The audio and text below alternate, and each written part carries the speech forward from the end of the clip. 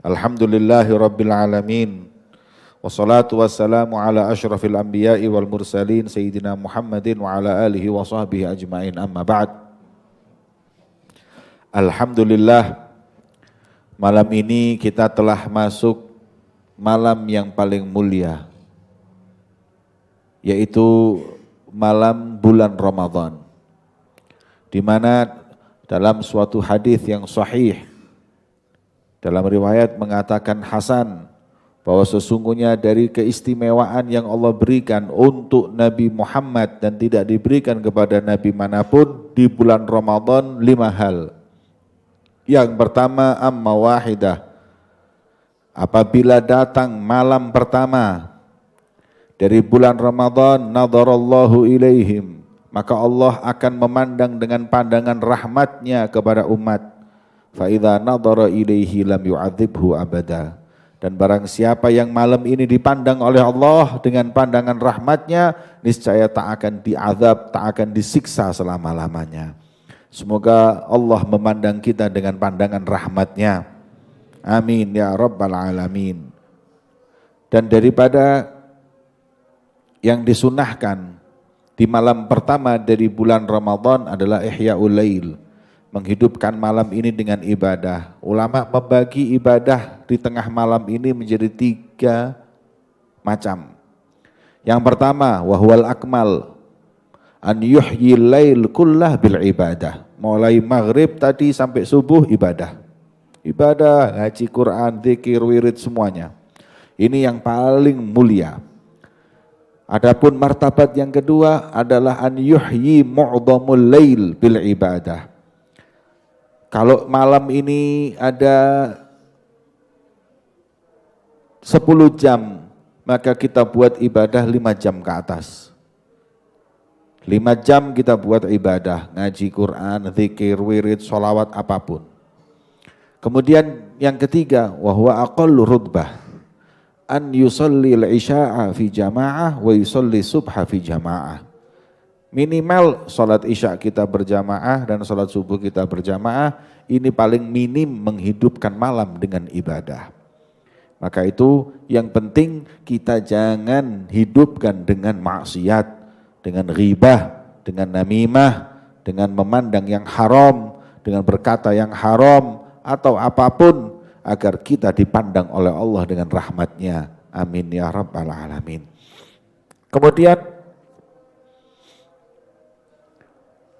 untuk mengambil berkah, setiap malam kita akan membaca perjanjian-perjanjian yang telah diambil oleh Imam Sya'rani dari guru-guru mereka, dari guru-guru beliau.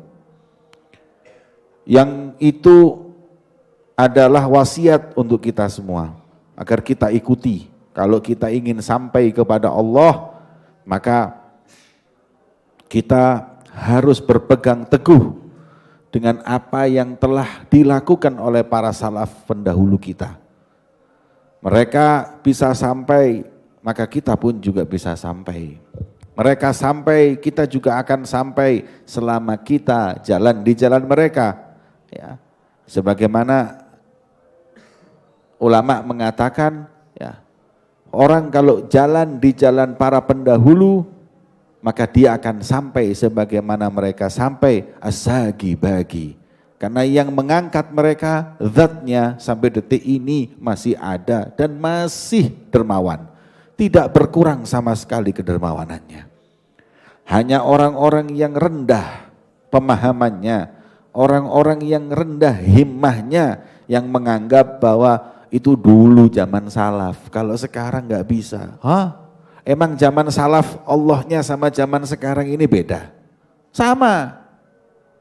Yang memberi mereka sampai sekarang masih memberi. Yang mengangkat mereka sampai sekarang masih mengangkat. Dan kedermawanannya enggak berkurang sama sekali. Maka daripada itu pokoknya kita mansar ala darbil wasol. Kalau kita jalan, kata Mutanabi, di jalannya mereka kita akan sampai.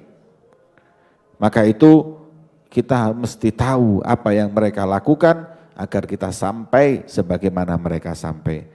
Ada lebih dari 100 perjanjian tapi saya ambil 15.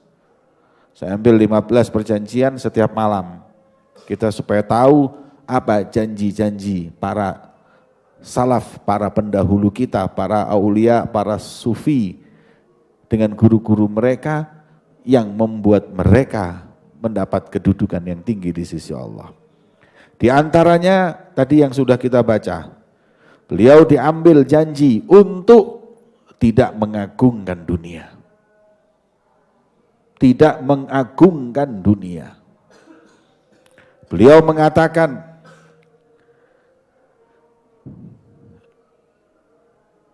jangan sekali-kali kita mengagungkan dunia. Dan jangan kita pandang dunia dengan pemandangan keagungan. Tapi harusnya kita memandang dunia ini dengan pandangan menyepelekan, hina. Dan ini adalah apa yang dilakukan oleh Allah Subhanahu wa ta'ala. Sebagaimana dalam riwayat disebut bahwa Allah sendiri yang menciptakan dunia, semenjak menciptakannya sampai detik ini tidak pernah memandang dengan pandangan ridho. Mandang tapi pandangan iradah. Karena semua yang ngurus yang ada di dunia ini Allah. Pandangan ridho enggak pernah. Maka dalam hadis sahih yang kalian hafal, dunia itu tidak sedikit pun punya posisi di sisi Allah, walaupun seringan sayap nyamuk. Kalau punya posisi seringan sayap nyamuk saja, yang namanya orang kafir, yang tidak menyembah Allah, yang ingkar kepada Allah, tidak akan diberi satu teguk air minum. Tapi karena dunia enggak ada nilainya, hatta yang kafir dikasih. Hatta yang mencaci maki Allah dikasih. Sama Allah enggak dicegah untuk mengambil rizki dari dunia ini. Kenapa? Karena dunia ini tidak ada nilainya di sisi Allah Subhanahu wa ta'ala. Maka itu, apa nilai dunia yang di sisi Allah hanya lebih rendah dari sayap nyamuk? Lah yang lucu, sayap nyamuk ini sudah enggak ada nilainya, dibagi untuk semua orang yang ada di dunia ini. Dari rajanya, dari pedagangnya, dari pasarnya, dari semuanya ini sayap nyamuk yang enggak sampai sayap nyamuk yang dibagikan tersebut, enggak ada nilainya. Ya kalau sayap nyamuk terus dimiliki satu orang itu mesti mending. Ini sudah sayap nyamuk dibagi sak dunia. Maka barang siapa yang faham akan hal ini,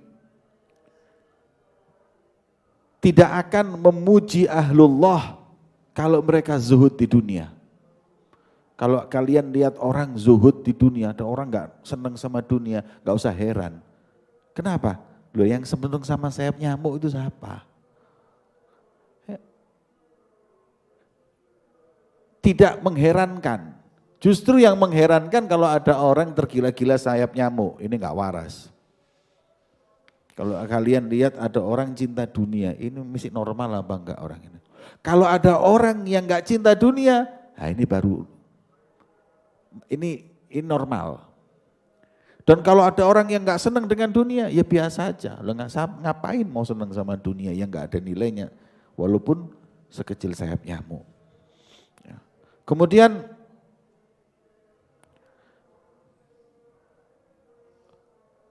kalau apabila kalian tahu apa yang kusampaikan, kalian pun juga tidak akan pernah merasa bangga dengan pemberian dunia kalian kepada siapapun. Kalau kalian sedekah kepada fuqara dan masakin, kalau kalian ada orang yang dermawan, yang membagikan uangnya ke sana dan kemari, la yural madah li ahadin malaka dunya bihadzafiriha. Kenapa? Cuma ngasih sayapnya, mau kok dibanggakan. Kalian jangan heran kalau melihat orang bagiin duit ke fakir miskin. Kenapa? Karena ini hanya sekedar yang sekecil sayap nyamuk. Lebih mengherankan sayap nyamuk disimpan, digembok, masukkan lemari bersih. Apa dalamnya? Emas, perak, Maghrum ente. Sayap nyamuk ente masukkan lemari besi ente kunci, ini maghrum ente. Ini sayap nyamuk ini. Anda terlalu memandangnya dengan pandangan keagungan.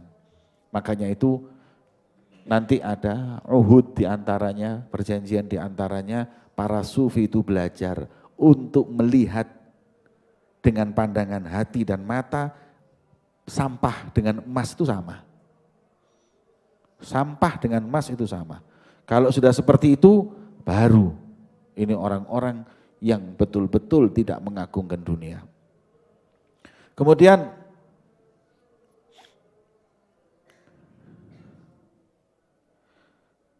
li'annahu qad a'ta aqal min janaha ba'udah. Seberapa banyak pun yang dia sedekahkan, tetap yang dia berikan atau yang dia bagikan lebih kecil dari sayap nyamuk. Fa kullu man madaha man u'tiya dzalik faqad abdhamad dunya. Barang siapa yang memuji orang yang membagi sayap nyamuk, berarti orang yang mengagungkan dunia. Karena ini dunia itu hina. Ya. Dan jangan sekali-kali memuji seseorang yang memberikan sayap nyamuk ini kepada orang yang lain. Kama la yastahiqul madah, seperti tidak pantasnya dipuji kalau ada orang itu membagi kotoran ba'roh, kotorannya onta di suatu majelis. Ya. Ente hadir majelis gini, tadi kan dikasih susu, ini enggak, dikasih kotoran onta satu-satu. Ente bertamdah, mau dipuji, enggak, ya sudah. Ya, seperti itu. Ya. Maknanya yang harus difahami. Ketika kalian melihat atau kalian diberi oleh seseorang uang dan harta, jangan berlebihan dalam mengagungkan, memuji orang tersebut. Karena enggak lain dan enggak bukan apa yang dia berikan hanya sayap nyamuk. Bahkan kurang dari sayap nyamuk. Kemudian beliau mengingatkan kepada kita, enggak mungkin orang bisa sampai ke hadratul ilahiyah. Enggak mungkin orang bisa sampai wusul kepada Allah kalau masih ada di dalam hatinya ta'zim dan keagungan kepada sayap nyamuk. Semestinya sayap nyamuk itu dia injek dengan sendalnya, dia ludahi dan dia tinggalkan. Ini barang enggak berguna. Kalau masih ada pengagungan kepada sesuatu yang rendah, dia enggak akan sampai kepada Allah Subhanahu wa taala. Maka itu orang tersebut akan mahjub dari hadrati Rabbih. Kemudian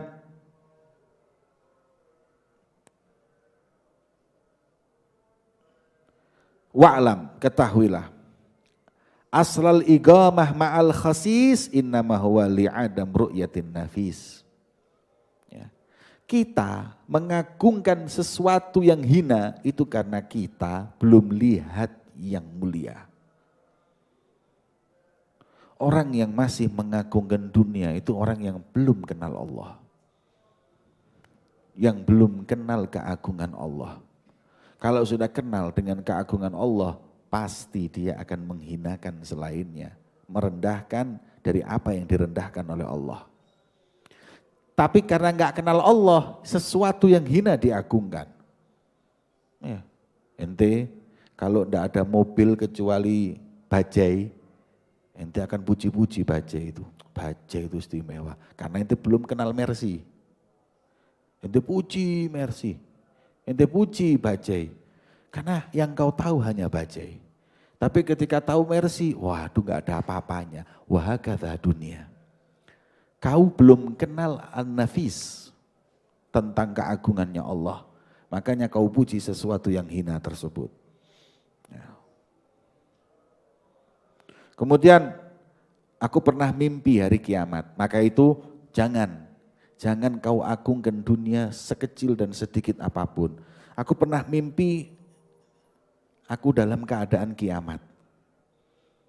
Kemudian aku diperintahkan untuk lewat di sirat jembatan. Ketika aku ingin menyeberang, aku gak bisa nyeberang. Ya. Kemudian malaikat datang kepadaku, kenapa kau gak lewat? Beliau mengatakan aku gak bisa lewat. Kemudian beliau malaikat berkata, apakah kau punya dunia, punya harta yang banyak? Dia menjawab, ya Imam Sya'rani menjawab, ma ma'i syai', aku enggak punya apa-apa. Kemudian kata beliau, geledah mungkin ada di tanganmu yang sebelah kiri. Kemudian aku lihat di tanganku sebelah kiri, aku lihat di situ ada sedikit emas atau uang sekecil safaya, yakni anggap cuman satu beras itu, satu butir beras. Kemudian beliau mengatakan, hadzal ladzi kana yu'awwiquk. Ini yang menghambatmu untuk engkau lewat ke Sirat dengan lewat yang sangat cepat. Ini yang menghambatmu. Farmih, kemudian kata malaikat, lempar. Farome itu. Setelah aku lempar, sa'atu bisuhulah. Kemudian aku berjalan dengan mudah. Alhamdulillahirabbil alamin. Makna dari mimpi tersebut, kalau masih ada dunia yang kau agungkan sekecil itu pun sulit untuk melewat dalam sirat. Tinggalkan semua. Ya. Buang keagungan dalam hati ini kepada dunia, niscaya kau akan menjadi mulia. Semoga Allah Subhanahu wa taala memuliakan kita fid dunya wal akhirah. Wassallallahu ala sayyidina Muhammad wa ala alihi wasallam. Walhamdulillahirabbil alamin.